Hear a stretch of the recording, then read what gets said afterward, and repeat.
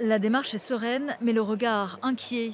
Kamel Daoudi, 44 ans, dont 6 passés en détention et 10 en assignation à résidence, sait qu'il joue aujourd'hui son avenir. Ce qui fait la force de la journée d'aujourd'hui, c'est que mon assignation à résidence va être considérée devant un tribunal avec des juges judiciaires et non plus des juges administratifs, donc des juges qui sont réellement indépendants et qui vont considérer, si vous voulez, ma situation sur un plan purement juridique, sans avoir les pressions du ministère de l'Intérieur.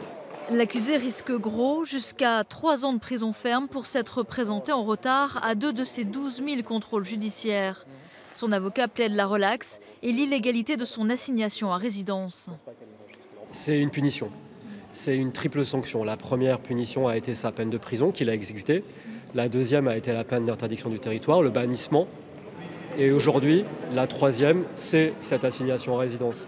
C'est une punition, une sanction supplémentaire pour le pousser à quitter la France, alors qu'il est, une fois de plus, inexpulsable. Inexpulsable vers l'Algérie, non régularisable en France et refusé par les autres pays, Kamel Daoudi est un cas d'école. À ses côtés, pour la première fois, Amnesty International. L'ONG veut en faire le symbole des dérives de l'assignation à résidence. Comme lui, une cinquantaine de personnes en France pointent 3 fois par jour, victimes du soupçon.